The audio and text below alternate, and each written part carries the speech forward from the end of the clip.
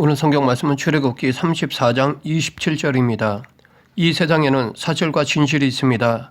국어사전에 나온 진실과 사실의 정의를 보면 사실은 실제로 있거나 실제로 있었던 일을 말하고 진실은 거짓이 없이 바르고 참됨을 말합니다.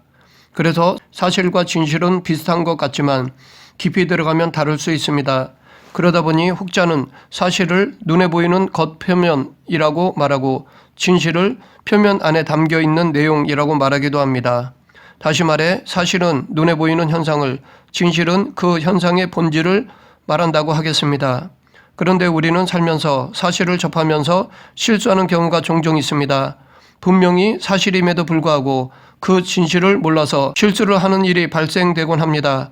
인터넷이나 소셜미디어 상에서 우리는 연예인이나 정치인들의 사건 사고들을 접하는데 그 중에는 우리가 한 부분만 알고 정작 그 진실된 내막을 몰라 오해하는 경우가 있습니다. 다시 말해 보도된 사실만으로 그 사람을 잘못 평가하거나 매도하는 경우가 있습니다. 사실과 진실의 미묘한 차이가 극과 극을 보여주는 예가 있는데 어느 전철 안에서 두 아이와 아버지가 있었는데 이 두 아이가 사람이 많은 전철 안에서 떠들고 장난을 치고 있었습니다. 사람들이 불쾌하여 눈살을 찌푸렸지만 아버지는 그것을 알아채지 못했습니다. 참다 못해 한 신사가 아버지에게 아이들을 조용히 시키라고 말하자 아버지는 죄송하다고 사과하며 병원에서 이 아이들의 엄마가 죽었다고 전화가 와서 지금 병원으로 가는 중인데 이 사실을 아이들에게 어떻게 설명해야 할지 고민하고 있었다고 대답하였습니다. 그러자 그 전철 안은 숙연해졌고 아이를 바라보는 눈이 짜증에서 국률로 바뀌었습니다. 버릇없는 아이에서 천진난만한 아이로 바뀌었습니다. 이것이 사실과 진실의 차이라고 봅니다. 성경에서도 마찬가지입니다. 성경에서도 사실과 진실이 완전히 극과 극을 이루는 경우가 있습니다. 그 한 예가 모세가 보낸 가나안 땅 12정탐꾼의 이야기입니다. 10명의 정탐꾼들이 말하는 가나안 땅의 특징은 크게 두 가지인데 하나는 그 땅이 하나님께서 약속하신 대로 젖과 꿀이 흐르는 비옥한 땅이라는 것이고 또 하나는 그 땅에 거하는 거민이 강하고 성읍들이 견고할 뿐 아니라 심히 커서 정복하기가 불가능하다는 것이었습니다. 즉 가나안 땅은 하나님께서 약속하신 그대로 풍요와 번영을 누릴 수 있는 비옥한 땅이었지만 인간적으로 결코 정복될 수 없는 땅이라는 것입니다. 이들의 말은 사실입니다. 그러나 여호수아와 갈렙은 사람들에게 그 땅을 취하자 능히 이길 수 있다라고 말하였습니다. 왜냐하면 갈렙과 여호수아는 10번의 재앙을 내려 애굽을 초토화시키고 홍해를 가르셨을 뿐만 아니라 구름기둥과 불기둥으로 이스라엘 백성들을 이끄시고 보호하시며 날마다 만나를 내려 그들을 생존케 하신 하나님이 그 땅을 자기들에게 주신다고 약속하신 것을 믿었기 때문입니다. 다시 말해 그동안의 사건들 속에서 하나님이 약속을 지켜주신다는 진실을 보았기 때문입니다. 이렇게 육안으로 사실만 보는 것과 영안으로 진실을 보는 것은 극과 극을 이루기도 합니다. 그렇기 때문에 우리는 사실만 알아서는 안 되고 그 안에 진실을 알아야 합니다. 그런데 혹자는 이 정탐꾼 사건을 단지 긍정적 자세와 부정적 자세로 취급하는 경향이 있습니다. 이것은 잘못된 것이라 생각합니다. 왜냐하면 만약 이런 긍정, 부정 문제였다면 나중에 벌어진 일과 모순이 되기 때문입니다. 10명의 정탐꾼들이 전한 사실에 대한 보고를 받고 이스라엘 백성들이 슬픔에 빠지고 좌절하였습니다. 그래서 하나님은 이들을 멸하려 하셨습니다. 그러나 모세의 중보로 이스라엘에 대한 징계를 철회하셨습니다. 대신 20세 이상 된 사람 중에 여호수아와 갈렙 외엔 아무도 이 땅에 들어가지 못할 것이라고 하셨고 하나님의 진심을 믿지 못하고 악평을 한 10명의 정탐꾼에게 재앙을 내려 죽이셨습니다. 그러자 이스라엘 백성들이 후회하고 아침에 일찍 일어나 싸우러 산꼭대기로 올라갔지만 패하고 말았습니다. 이들은 부정적으로 생각하던 것을 긍정적으로 바꾸었지만 패하고 말았습니다. 정작 이 문제는 긍정, 부정의 문제가 아닙니다. 진실에 대한 문제, 즉 하나님의 뜻에 대한 믿음과 순종에 대한 문제입니다. 이 사실과 진실은 하나님이 주신 율법에도 적용할 수 있습니다. 문자적 율법을 사실이라고 한다면 율법 안에 흐르는 정신을 진실이라고 할 수 있습니다. 이것을 가르쳐주는 것이 오늘 본문 출애굽기 34장 27절이라고 하겠습니다. 여호와께서 모세에게 이르시되 너는 이 말을 기록하라. 내가 이 말들의 뜻대로 너와 이스라엘과 언약을 세웠음이라 하시니라. 이 말씀은 십계명을 돌판에 기록하실 때 모세에게 하신 말씀인데 여기서 사실과 진실의 차이를 잘 설명해 주고 있습니다. 하나님께서는 율법을 기록하라고 하시면서 이 말들대로라고 하지 않으시고 이 말들의 뜻대로 언약을 세웠다라고 하셨습니다. 이것은 곧 문자적으로가 아니라 그 율법이 담고 있는 뜻대로 행하라는 것입니다. 율법을 적용하는 데 있어서 문자적으로가 아니라 그 의미를 적용하라는 것입니다. 문자적 적용은 상황과 정황을 고려치 않지만 의미는 상황과 정황을 고려합니다. 그렇기 때문에 이스라엘 백성들은 율법을 문자적으로만이 아니라 율법에 담긴 하나님의 뜻, 진실을 적용해야 했습니다. 그러나 지금도 사람들 중에는 바리새인들처럼 율법의 정신은 버리고 율법의 형식만 쫓아가는 경향이 있습니다. 이것을 우리는 율법주의라고 말하는데 예수님께서 이 땅에 오셔서 가장 책망하신 사람들이 정작 하나님을 잘 믿는다고 인정받던 종교 지도자들이었습니다. 바리새인 서기관들로서 하나님 말씀을 연구하는 사람들이었습니다. 이것은 역설적인 것이라 할 수 있습니다. 이런 역설적인 일이 벌어지는 이유는 문자적 율법, 즉 사실으로만 판단하고 율법의 정신, 즉 진실을 모르기 때문입니다. 그 예들을 살펴보면 살인하지 말라라고 하신 하나님께서 정작 가나안 땅에 들어가면 모두 죽이라고 말씀하셨습니다. 이것은 모순처럼 보이지만 모순이 아닙니다. 지금 우리에게도 하나님은 살인하지 말라고 하시지만 우리는 상황과 정황에 따라 사람을 죽여야 할 때가 있습니다. 가족을 지키기 위해, 나라를 지키기 위해 어쩔 수 없이 살인을 할 수가 있습니다. 그렇기 때문에 우리는 바리새인들처럼 율법주의에 빠져서는 안 됩니다. 하나님 말씀을 문자적, 즉 사실으로만 받아들여서는 안 됩니다. 그 의미, 즉 진실을 바로 알아야 합니다. 만약 이것을 문자적으로만 적용한다면 기독교 성도는 군대를 가서는 안 될 것입니다. 그것은 살인을 배우는 집단이기 때문입니다. 여호와 증인처럼 군대를 회피해야 할 것입니다. 그러나 그것은 나라에 대한 책임이 아니며 가족에 대한 책임이 아닙니다. 그러므로 우리는 이 말씀을 기계적으로 적용하지 말아야 합니다. 그 의미를 적용해야 합니다. 또한 하나님은 너를 위하여 새기는 우상을 만들지 말고 또 위로 하늘에 있는 것이나 아래로 땅에 있는 것이나 땅 아래 물속에 있는 것의 어떤 형상도 만들지 말며 그것들에게 절하지 말며 그것들을 섬기지 말라라고 말씀하셨습니다. 그러나 지금도 우리들 중에는 제사상을 차려야 하는 사람들이 있습니다. 물론 제사에 참여하여 절하지는 않아도 불신자 가정에 시집와서 어쩔 수 없이 제사 음식을 차려야 하는 경우가 있습니다. 실제로도 이런 집사님이나 권사님들을 여러 명 보았습니다. 그 문제로 마음이 상한 성도들에게 나아만 장군의 사례를 말씀드리고자 합니다.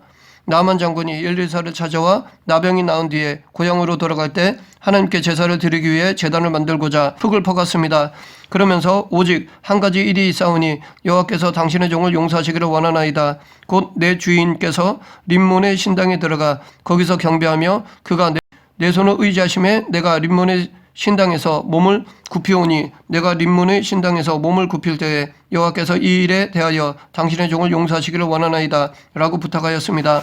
그는 어쩔 수 없이 나라와 고위 공직자로서 왕을 모시고 나라의 국신 림몬에게 제사를 드리러 갈 때만큼은 봐달라고 부탁하였습니다. 그러자 엘리사는 믿음이 없는 사람이라고 책망하지 않았습니다.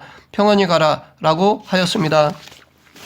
엘리사는 나아만의 상황과 입장을 이해했기 때문에 그의 믿음을 인정해 주었다고 봅니다. 우리도 제사상을 차린다는 눈에 보이는 사실만 가지고 그 사람을 평가하여 아픈 마음을 더 아프게 해서는 안 될 것입니다.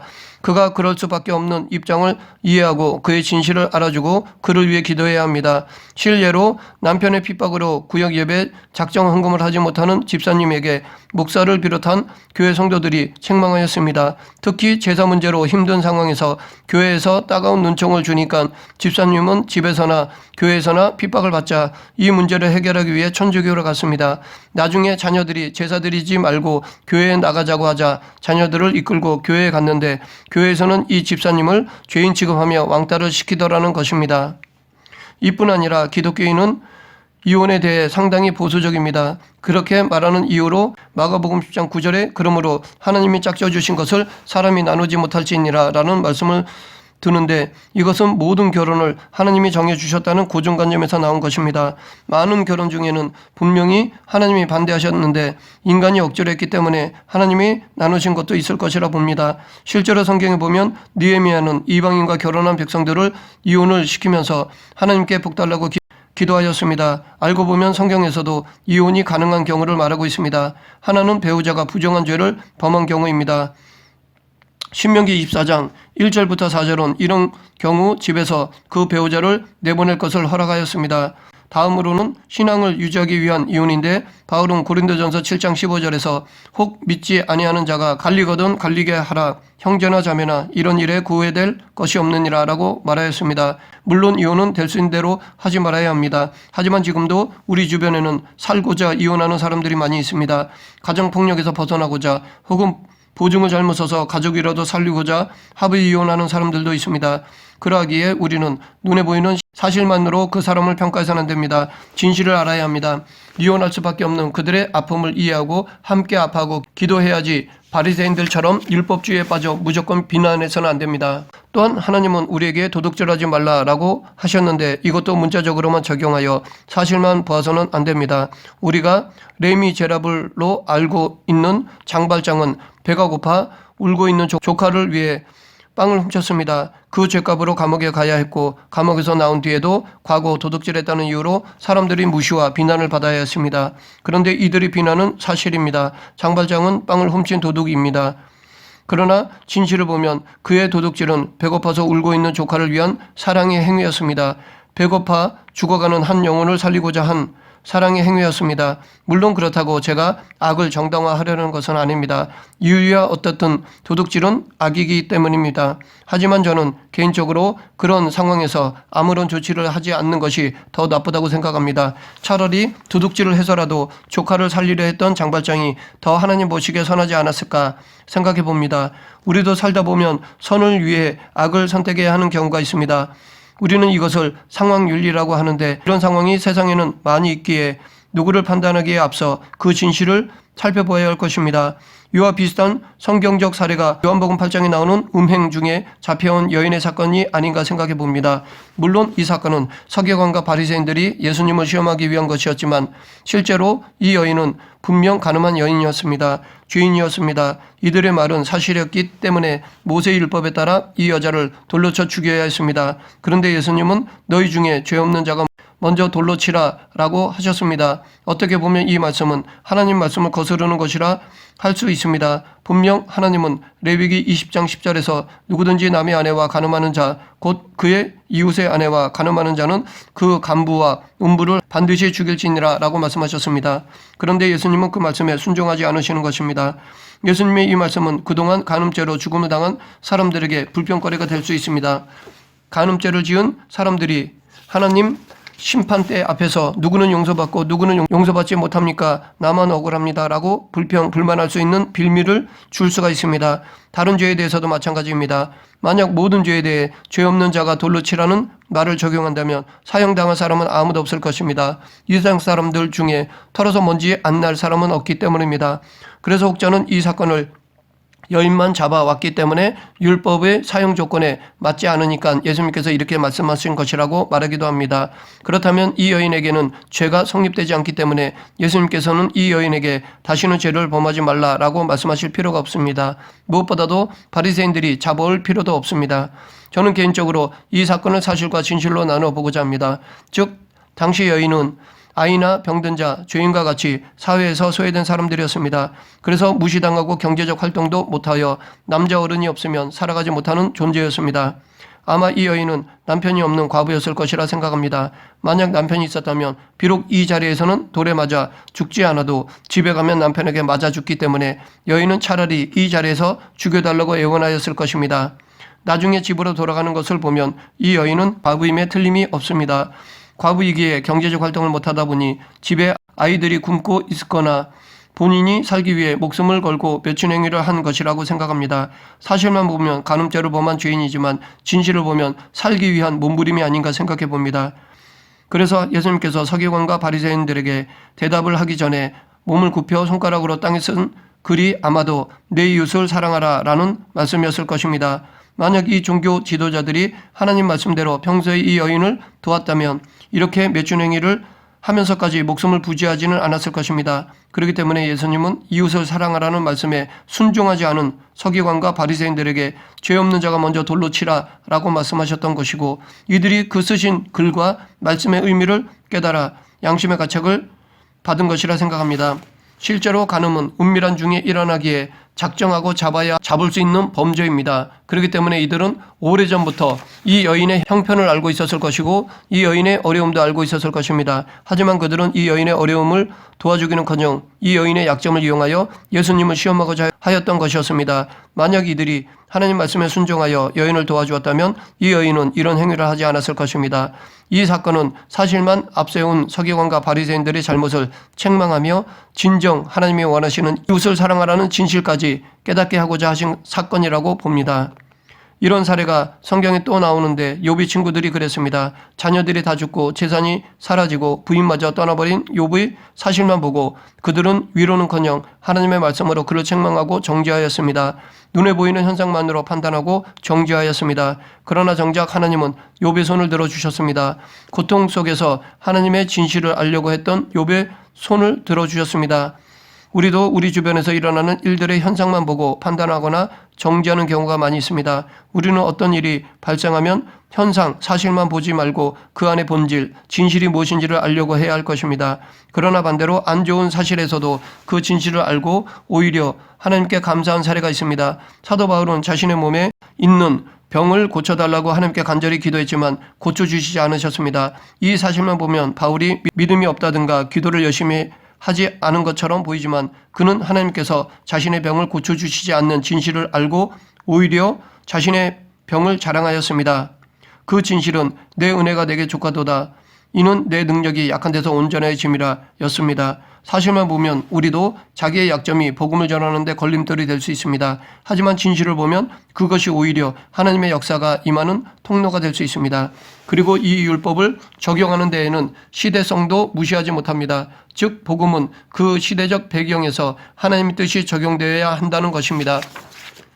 성경에 보면 바울 당시 노예제도가 있었습니다. 그런데 바울은 이 노예제도 자체에 대해 특별하게 비난하거나 별다른 책망을 하지 않았습니다. 오히려 종은 주인에게 잘 대하라고까지 말하였습니다. 에베소서 6장 5절 종들아 두려워하고 떨며 성실한 마음으로 육체의 상전에게 순종하기를 그리스도께 하듯 하라. 이 사실만 보면 바울이 노예제도를 인정하고 있는 듯합니다. 그렇다면 노예 해방운동은 기독교 정신이 아니라고 볼 수도 있습니다. 우리가 성경을 적용하는 데 있어서 시대적 상황과 정황을 벗어날 수는 없습니다. 그때그때 상황과 정황에서 하나님의 말씀의 의미를 찾아 적용해야 할 것입니다. 이런 차원에서 지금 세상을 바라보며 개인적으로 이렇게 생각해 봅니다. 진짜 객관적으로 누가 더 하나님의 복을 받고 사는가입니다. 세상에서 유대교, 이슬람교, 기독교는 3대 유일신 종교입니다. 그런데 유대인들은 쉐마라는 교육 방법으로 세상의 지성과 돈을 꽉 잡았습니다. 그런데 그 교육법을 주신 분이 우리가 믿는 삼위일체의 하나님이십니다. 그렇다면 정작 기독교를 무시하는 유대교가 하나님이 주신 복을 누리고 있다고 볼 수 있습니다. 또한 이슬람은 천연자원이 풍부하여 잘 먹고 잘 사는 중동 지역을 중심으로 하고 있습니다.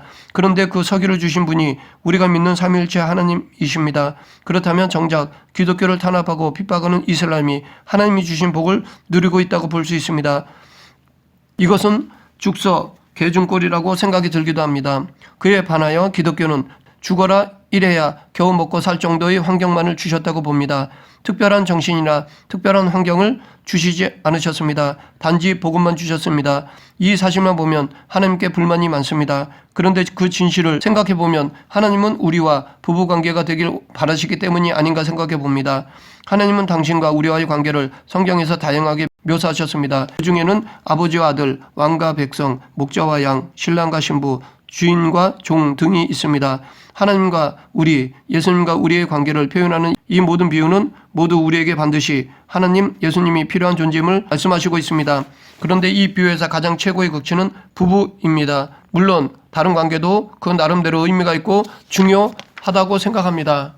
하지만 가장 가까운 인격적인 관계는 부부라고 봅니다. 다른 관계에서도 얼마든지 인격적인 관계를 유지하지만 서로 간의 은밀한 것까지 다 알고 나누는 관계는 부부 관계일 것입니다. 하나님은 우리와의 관계가 이 부부 관계가 되기를 바라신다고 봅니다.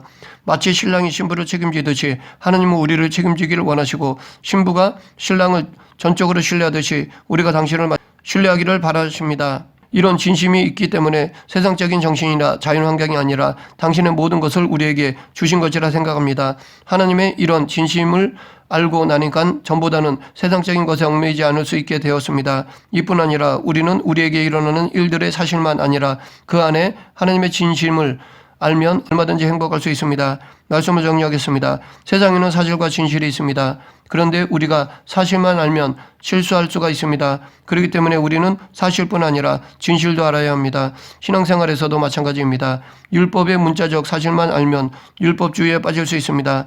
그 율법 안에 진실을 알아야 하나님의 뜻을 온전히 따를 수 있습니다.